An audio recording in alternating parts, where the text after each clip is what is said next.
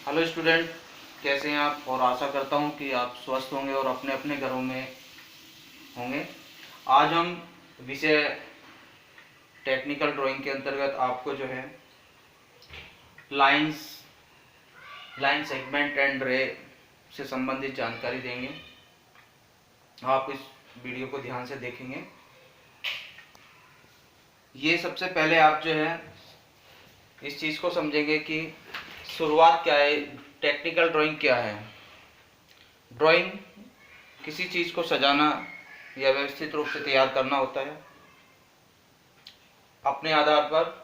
Technical यानी कि एक टेक्निक के साथ तैयार किया जाए। सबसे छोटी इकाई जो होती है हमारी पॉइंट होता है। क्या होता है? पॉइंट बच्चों।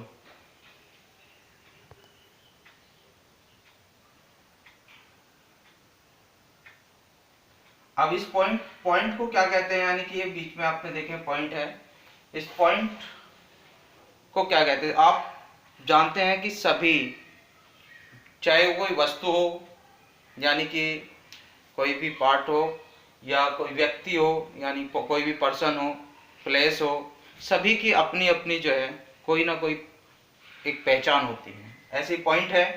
पॉइंट की पहचान क्या है? इसमें न तो कोई लेंथ होती है, न कोई हाइट होती है, और न ही इसकी कोई स्पेस होता है। इसका सबसे छोटी इकाई होती है ये किसी भी चीज़ को बनाने की। ये इसकी पहचान है। इसके बाद जो सेकंड नंबर आता है आपका लाइन का, यानी कि लाइन। अब लाइन क्या होती है? लाइन एक सीधी आप रेखा खींच लेंगे, इसको हिंदी में रेखा भी बोलते हैं। लाइन देखेंगे बच्चों, लाइन जो है आप, ये एक सीधी रेखा है, ये लाइन है। अब इस लाइन कब तक है, कहां तक लाइन है, यानी कि ये ए और बी दो पॉइंट हमने माने हैं, तो इनके जो बीच की दूरी है, यानी कि आपको मैं बताना चाहूंगा, यहां से ये ए पॉइंट है और यहां पर ये आपने बी पॉइंट है। अब इनके जो मध्य स्पेस है, इसको खत्म करने पर जो आकृति आपकी जो भी इस शेप बनती है उसे हम लाइन कहते हैं। दो पॉइंटों के बीच में आने पर यह क्या, एक सेगमेंट बन जाता है, लाइन सेगमेंट। ठीक, इसे लाइन सेगमेंट बोलते हैं। अब इसके बाद जो है इसमें शुरुआत होती है आपकी लाइन। टेक्निकल ड्राइंग में हम 3 प्रकार की लाइनों का यूज करेंगे। 3 टाइप्स लाइन। कितने? 3 टाइप्स लाइन बच्चों। अब उसमें जो है सबसे पहली जो लाइन होती है आपकी गिवन, जो आपको दी गई लाइन होगी, गिवन लाइन, उसको बोलते हैं गिवन लाइन। वो थोड़ी हल्की होती है।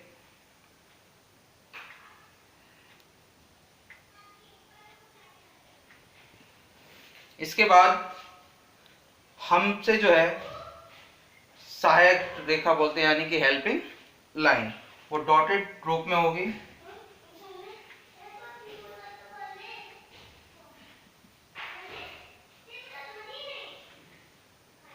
ए और बी लाइन। हम पॉइंट इनके नाम रखते हैं A B, B C D E F. ये नाम इसलिए रखते हैं कि हम लाइन को या किसी भी शेप को, हम आकृति को आसानी से हम बता सकें, उसको समझा सकें और समझने में आसानी हो सके। तो इसलिए आप ध्यान रखेंगे, कोई भी आप शेप बनाएंगे उसमें आप इस लाइन का नाम जरूर रखेंगे। ये आपकी गिवन लाइन हो गई, ये हेल्पिंग लाइन। अब जो रिक्वायर्ड, आपसे जो पूछा जाएगा, जो मांगा, जिसकी डिमांड की गई है, वो आपकी लाइन जो है डार्क होगी। कैसी होगी बच्चों? डार्क। ये हल्की होगी और ये आपकी थोड़ी डार्क लाइन होगी।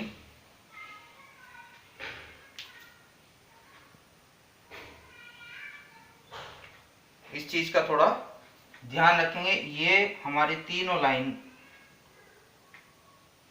यूज होती हैं टेक्निकल ड्राइंग में।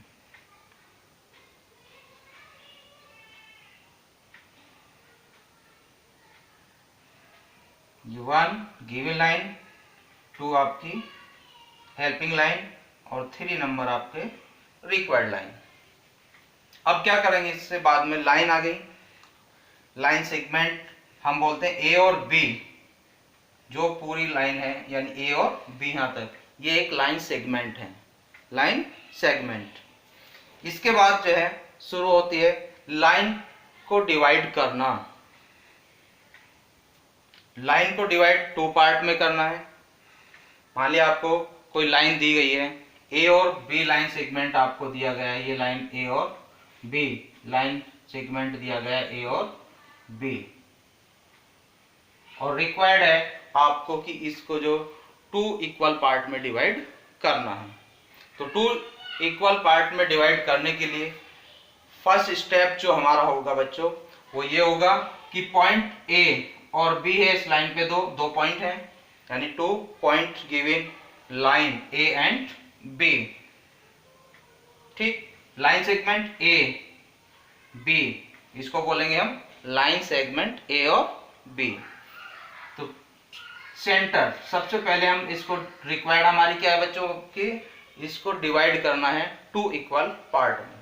तो हम पॉइंट ए को सेंटर मानेंगे और आपके पास जो आपका कंपास होता है उसको, उस कंपास को लाइन ए और बी के आधे से यानी कि लगभग आधे से अधिक थोड़ी दूरी ले लेंगे। मान लीजिए ये आपका प्रकार है, हम इसमें ए पॉइंट को सेंटर मानेंगे सबसे पहले, और लाइन सेगमेंट ए और बी के दोनों तरफ आर्क लगा देंगे, यानी दोनों साइड आर्क लगा देंगे। इसी प्रकार सेम डिस्टेंस से वही डिस्टेंस रहेगी और बी पॉइंट को सेंटर मान करके हम सेकंड आर्क लगा देंगे दोनों साइड, लाइन सेगमेंट के दोनों साइड। अब उसमें फिर क्या करते हैं, आपको जब एक दूसरे से ये पॉइंट आपस में काटेंगे तो ये पॉइंट आपका आ जाएगा सी और ये आ जाएगा आपका डी पॉइंट, सी और डी पॉइंट आ जाएगा। और सी और डी पॉइंट को हम जब आपस में मीट करेंगे, ज्वाइंट करेंगे, तो उसमें आप क्या होगा, हमने ये यहां से ज्वाइंट किया इस प्रकार से बच्चों। ए और बी लाइन सेगमेंट जो हमें दिया गया था, इसके सेंटर पॉइंट पर, यानी कि ये आपका डी पॉइंट आ जाएगा, डी पॉइंट ये यहीं पे ए बी लाइन सेगमेंट जो है इसको 2 पार्ट में डिवाइड कर देगा और दोनों पार्ट इक्वल हो गए। लाइन ए डी,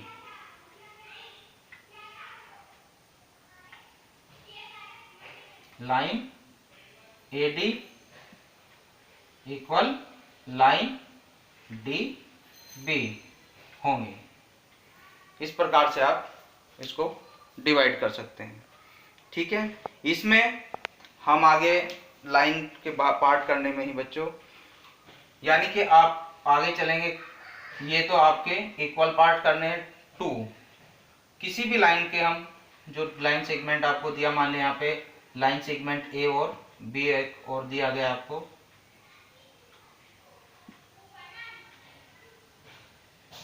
और इस लाइन सेगमेंट के आपको 5 पार्ट करने या 4 पार्ट करने के लिए दिया जाए, वो भी इक्वल हो। हमें इसकी जानकारी नहीं है कि कितनी लाइन है, लेकिन उसके बावजूद भी हमें इक्वल पार्ट करने इसके, मान लिया हमें 4 इक्वल पार्ट करने, तो हम क्या करेंगे, जिस प्रकार से हमने ए और बी लाइन का किया है, पहले हम ए और बी का बाइसेक्ट कर देंगे, फिर ए और डी लाइन का बाइसेक्ट कर देंगे, फिर हम डी और बी का बाइसेक्ट कर देंगे, तो 4 पार्ट हो जाएंगे। लेकिन हमसे रिक्वायर्ड की गई कि 5 इक्वल पार्ट करने हैं, तो ऐसी स्थिति में हम क्या करेंगे बच्चों, पॉइंट ए या बी, कोई से भी पॉइंट को हम सेंटर मान करके हम इस पे एक्यूट एंगल ड्रॉ करते हुए हेल्पिंग लाइन से, ये ध्यान रखेंगे यहाँ पर हेल्पिंग लाइन का प्रयोग करना है,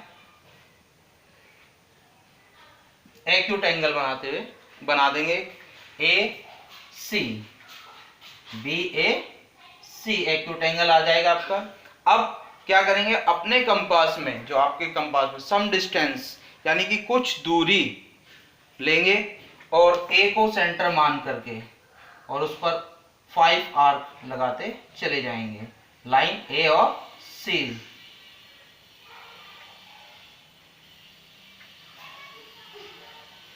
इन पे A1, A2, A3, A4 और A5।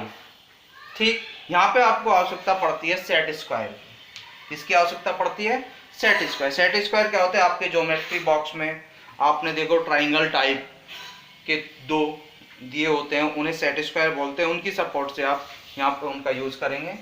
उनको कैसे करेंगे, सबसे पहले हम A5 को B पॉइंट से ज्वाइन कर देंगे,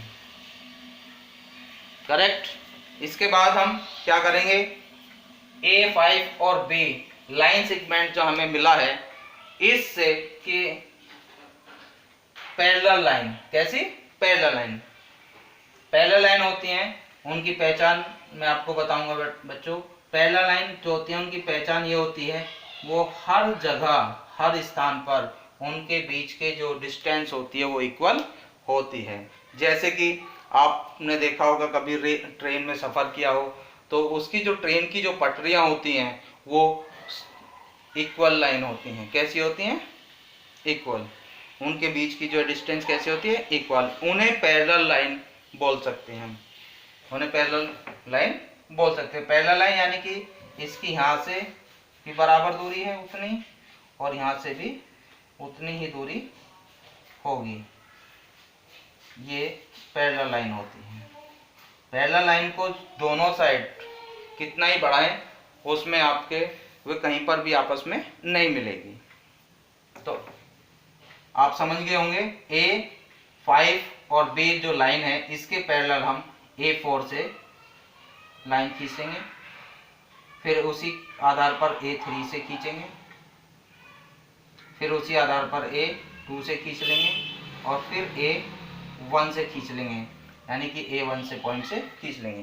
तो आप देखेंगे बच्चों कि आपके ये 1, 2, 3, 4 और ये 5 पार्ट जो आपको लाइन सेगमेंट A और B दिया गया था, A और B दिया गया था, इसके 5 इक्वल पार्ट हो चुके हैं। तो आज आपको बच्चों बस इतना ही करना है और इसको प्रैक्टिस करनी है अपने ड्राइंग शीट पेपर पर। इसमें आपको सेट स्क्वायर की ज़रूरत पड़ेगी, कंपास की ज़रूरत पड़ेगी और इसको प्रैक्टिस करके आप देखेंगे। मैं इसके साथ साथ आपको ये पैरेलल लाइन बताई और नॉन पैरेलल लाइन जो होती है उनकी खासियत क्या होती है, वो कहीं एक साइड पे अगर बढ़ाएंगे, हम इधर बढ़ाएंगे इनको, ये दो A और B M N दो नॉन पैरेलल लाइन है, इनको हम अगर B लाइन A B को B की साइड से आगे बढ़ाएं तथा लाइन M N को N साइड से आगे बढ़ाएं तो ये क्या होगा, इनका स्पेस बढ़ता जाएगा, एक दूसरे से ये दूर हटते जाएंगे।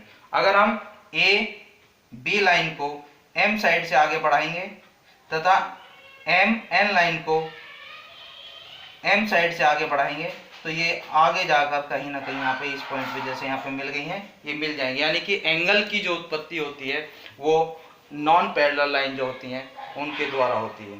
ठीक है, पैरेलल लाइन से कभी भी कोई भी एंगल नहीं बनता है, ये ध्यान रखना है बस।